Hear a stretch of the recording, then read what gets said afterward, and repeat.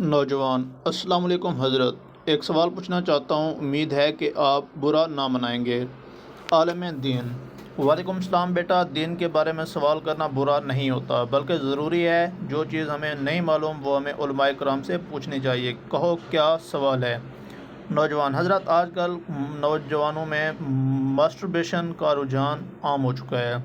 कुछ लोग कहते हैं कि ये जायज़ है, कुछ कहते हैं कि ये हराम है। इस्लाम में इस बारे में क्या कहा गया है। आलिम दीन।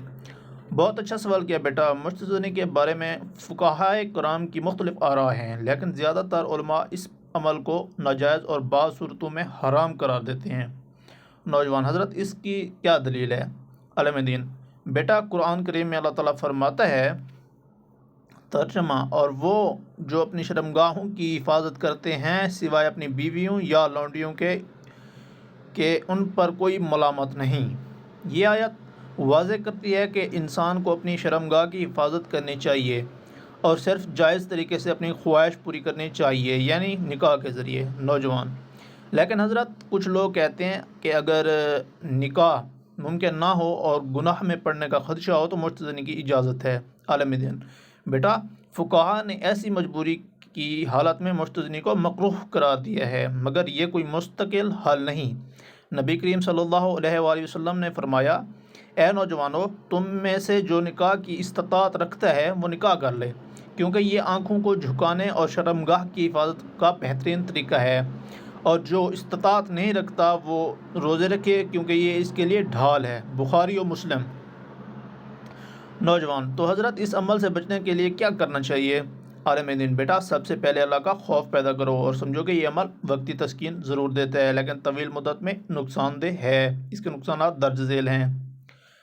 रूहानी नुकसान। दिल में गुनाह का एहसास रहता है, इबादत में दिलचस्पी कम हो जाती है। नंबर 2, जिस्मानी नुकसान। तिब्बी माहिरीन के मुताबिक मुस्तज़नी ज़्यादा करने से कमज़ोरी पैदा हो जाती है। नंबर 3, नफसियाती नुकसान।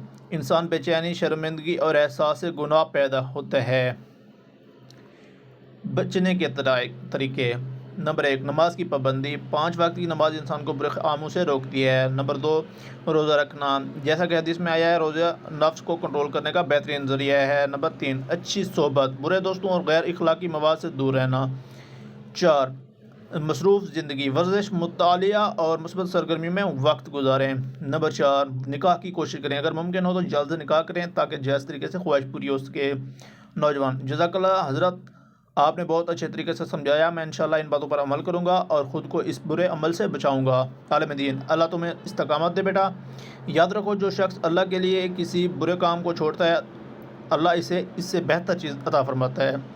तो दोस्तों, ये थे आज का मौजू। उम्मीद करता हूँ कि आपको पसंद आया होगा, और मेरे चैनल को सब्सक्राइब करें, लाइक करें और अच्छे से कमेंट्स करें। मिलते हैं अगली वीडियो में, तब तक के लिए अल्लाह हाफ़िज़।